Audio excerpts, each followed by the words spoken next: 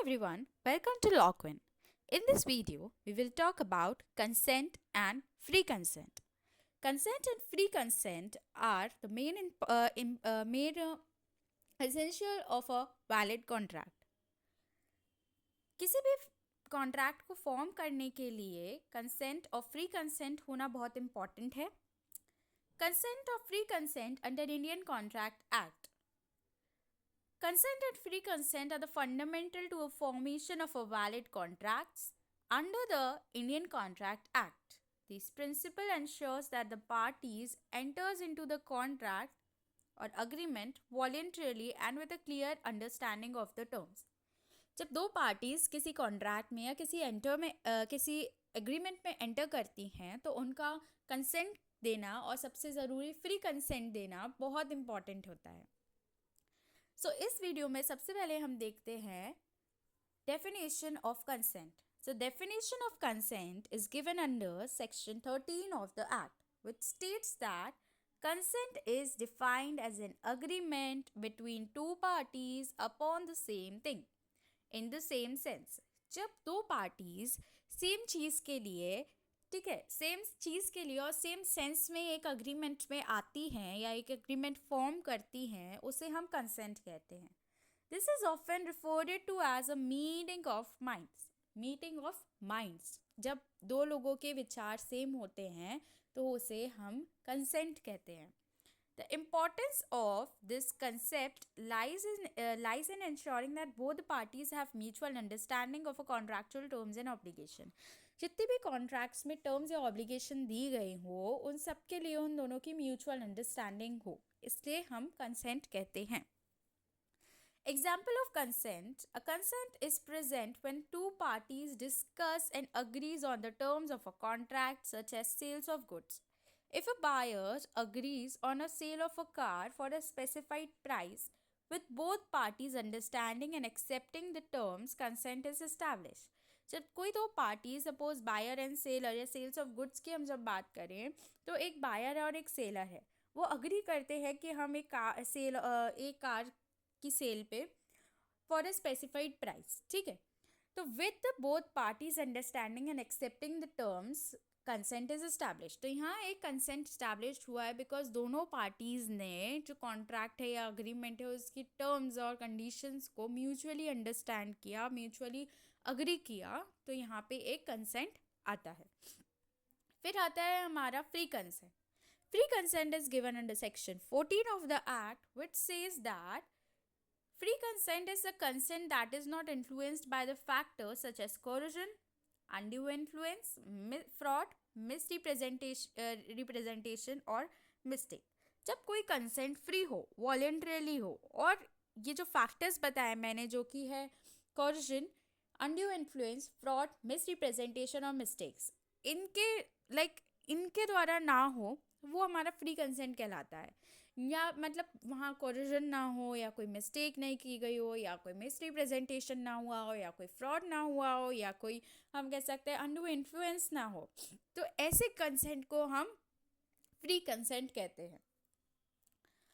It considered free, it must be given voluntarily and without any external pressure or deception. जो consent हो वो free हो, कोई external pressure या dissipation के थ्रू ना दिया गया हो, उसे हम फ्री कंसेंट कहते हैं. What is the importance of free consent? So free consent is a crucial as it ensures that all the parties willingly and knowingly enter into the contract. मतलब इम्पोर्टेंस क्या है फ्री कंसेंट का कि जितनी भी parties enter कर रही है कॉन्ट्रैक्ट में वो नोइंगली और विलिंगली एंटर करें. Without free consent a contract में बी डिक्लेयर वॉइडेबल. अगर कंसेंट फ्री ना हो तो वो कॉन्ट्रैक्ट वॉइडेबल डिक्लेयर हो जाता है. That means the aggrieved party can choose to honor or void the agreement. तो जो aggrieved party है, जो affected party है, उसके ऊपर है या कि वो contract continue करना चाहती है या agreement continue करना चाहती है या फिर वो उसे void consider करना चाहती है. Okay? Example of a lack of free consent: if a person is threatened into signing a contract under duress, their consent is not free. अगर कोई भी person ठीक है किसी के मतलब कैसे थ्रेटन करके किसी को धमका के अगर आप किसी कॉन्ट्रैक्ट पे साइन कराते हो तो वो कंसेंट फ्री नहीं होगा. Similarly, if one party misrepresents the material fact leading the other party to enter into the contract, the consent is not free. अगर कोई भी पार्टी है, अगर वो फैक्ट्स को मिसलीड कर रही है, ठीक है, कुछ फैक्ट्स छिपा रही है, ठीक है, कि जिससे सामने वाला इंसान है वो कॉन्ट्रैक्ट में एंटर कर जाए, वो भी एक फ्री कंसेंट नहीं कहलाएगा. ठीक है, वॉलेंट्रीली, बिकॉज वहाँ पे वॉलेंट्रीली वो एक एक एक कह सकते हैं एक मिस रिप्रेजेंटेशन है, जो कि फैक्टर है कि अगर ये होगा तो जो कंसेंट है वो फ्री नहीं कहलाएगा. फिर आता है फैक्टर्स अफेक्टिंग फ्री कंसेंट. तो ये सेक्शन 15 to 22 में दिया है. So first factor is corrosion. Coercion involves compelling someone to act against their will by using force or threats. जब किसी इंसान को by using force या किसी को धमका के या forcefully अगर हम किसी इंसान को कॉन्ट्रैक्ट में एंटर कराते हैं, किसी एग्रीमेंट में एंटर कराते हैं, तो वो coercion कहलाता है. According to section 15, coercion is invalidate consent. Example of coercion क्या है? If a person is forced to sell their property under threat of harm, the consent is obtained not free and can be challenged in the court. अगर कोई अपनी property, मतलब कोई किसी की property है, अगर वो उसे कोई दूसरा पर्सन उसे धमका के वो प्रॉपर्टी बिचवाना चाहता है, तो यहाँ पे क्या होगा कि यूज़ ऑफ कोरिजन हुआ है, बाय फोर्स या थ्रेट से लाइक उसे प्रॉपर्टी बेचने को फोर्स कर रहे हैं वो. ठीक है, तो यहाँ पे क्या है, ये फ्री कंसेंट नहीं है और ये कोर्ट में चैलेंज हो सकता है. नेक्स्ट आता है हमारा undue influence, which is given under section 16 of the act, which states that undue influence occurs when one party exerts excessive pressure on other, often due to the position of power or trust. Section 16 states that a dominant party uses their position to obtain unfair advantage. The court may be the contract may be voidable. अब suppose यहाँ पे कोई अपनी position का फ़ायदा उठाकर किसी से कोई काम करवा रहा है या किसी से कोई कॉन्ट्रैक्ट में एंटर करा रहा है, ठीक है, तभी भी वो जो कॉन्ट्रैक्ट होगा, ठीक है, जो कॉन्ट्रैक्ट होगा वो क्या होगा, वॉइडेबल होगा. ठीक है, सपोज जैसे कोई अपनी पॉलिटिकल पावर दिखा रहा है या कोई बॉस है तो अपनी है ना लाइक डोमिनेंसी दिखा रहा है वो, तो अगर ऐसे इसके थ्रू अगर कोई है ना कॉन्ट्रैक्ट में एंटर करता है या कोई कॉन्ट्रैक्ट साइन करता है तो वो वॉइडेबल कहलाएगा. ओके, एग्जाम्पल क्या है? A classic example is care giver persuading an elderly person to change their will in the care givers favour, exploiting the trust and dependency in the relationship. तो यहाँ पे एक केयर गिवर है जो कि एक एल्डरली पर्सन के लिए लाइक उसको रखा गया है, और वो क्या कर रही है, एल्डरली पर्सन को थ्रेट कर रही है या फिर है ना अपनी पोजीशन का फ़ायदा उठा के वो उन्हें बोल रही है कि आप जो अपनी विल है ना उसमें मुझे एक फेवर दो, ठीक है, मुझे लाइक मेजर फेवर दो. तो यहाँ पे ये एक अनड्यू इन्फ्लुएंस की बात आती है. फिर नेक्स्ट है हमारा section 17 which is fraud. Fraud involves intentionally deceiving another person to induce them into a contract. Section 17 details actions that constitute fraud, including false statement and suppression of truth. अगर देखो fraud मतलब बहुत easily अपन समझ सकते हैं, fraud मतलब सच को छुपाना, suppression of truth, ठीक है, या कोई फॉल्स स्टेटमेंट देना, किसी चीज़ को बेचने के लिए झूठ बोल दिया कि अगर एक घोड़ा बेचना है और घोड़े को बोल दिया कि नहीं नहीं ये तो इतने इतने किलोमीटर पर आवर की स्पीड से भागता है, तो वो जबकि फॉल्स है. तो यहाँ पे एक फॉल्स स्टेटमेंट या फिर झूठ मतलब सच को छुपाने वाला काम किया है, तो वहाँ पे ये यहाँ पे इसे फॉल्स फ्रॉड बोलेंगे. ठीक है, तो जो फ्रॉड है वो भी फ्री कंसेंट में नहीं आता. मतलब फ्री कंसेंट अगर किसी चीज़ में फ्रॉड होगा तो वो फ्री कंसेंट नहीं होगी. Effect of fraud: fraudulent acts can render a contract voidable at the option of a parties whose consent was obtained by fraud. Same here, contract voidable हो जाता है, मतलब जो अफेक्टेड पार्टी है, जो अग्रीव्ड पार्टी है, उसके ऊपर हो जाता है कि वो इसे कंटिन्यू करना चाहती है या फिर वॉइड डिक्लेयर करना चाहती है. नेक्स्ट आता है हमारा misrepresentation, which comes under section 18 of the act. तो misrepresentation different from fraud in that it involves false statement made without intent to deceive. अब क्या होता है कि एक फ्रॉड और मिसरिप्रेजेंटेशन में डिफरेंस क्या है कि जो फ्रॉड होता है वो जानबूझ के झूठ बोला जाता है, और जो मिसरिप्रेजेंटेशन होता है वो एक इंटेंशन के साथ फॉल्स स्टेटमेंट नहीं दिया जाता है। मे बी उसे नहीं पता हो, मे बी उसके लाइक चेक करने के बाद वो चीज़ हुई हो, तो यहाँ पे ये मिसरिप्रेजेंटेशन कहलाता है। It can still vitiate consent if the misled party relied on a incorrect information. अब difference between fraud and misrepresentation क्या है? The key difference lies is intent.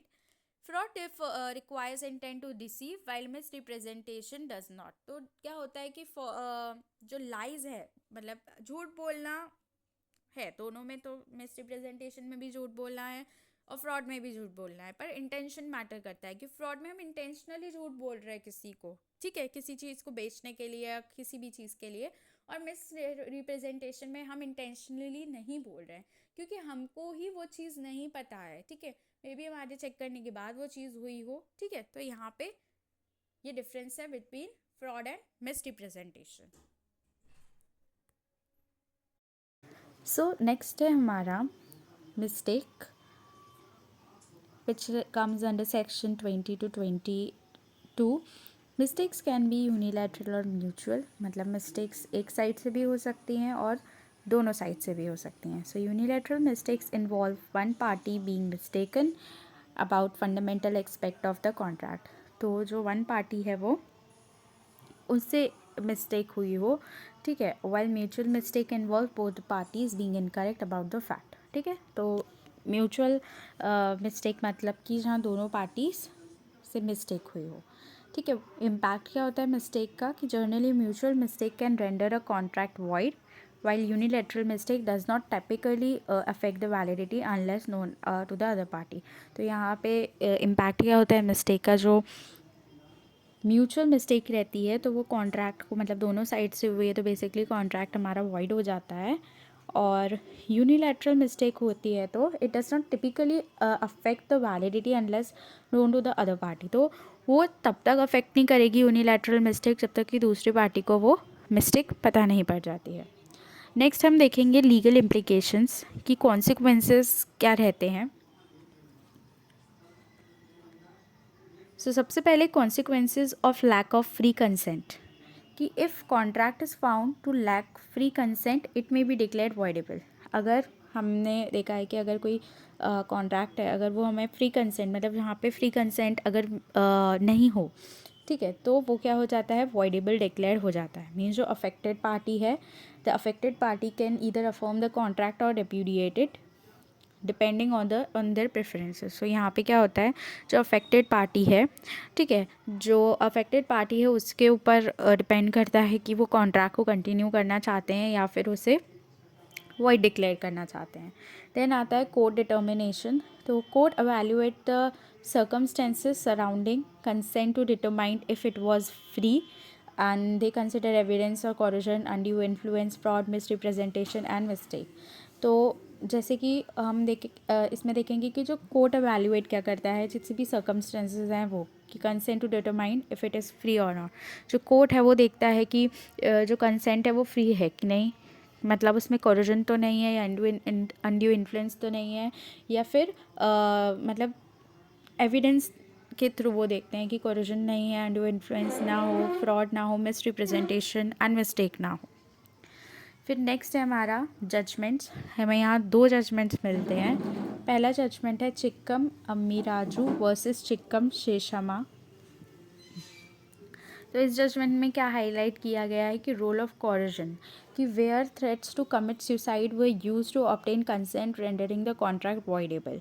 ठीक है, तो यहाँ पे कंसेंट लेने के लिए एक थ्रेट, सुसाइड की थ्रेट दी गई है, ठीक है। तो यहाँ पे जो कंसेंट है वो फ्री कंसेंट नहीं है, कोरिजन का मीन्स एक फोर्स का इस्तेमाल किया गया है या इन्फ्लुएंस किया गया है उसे।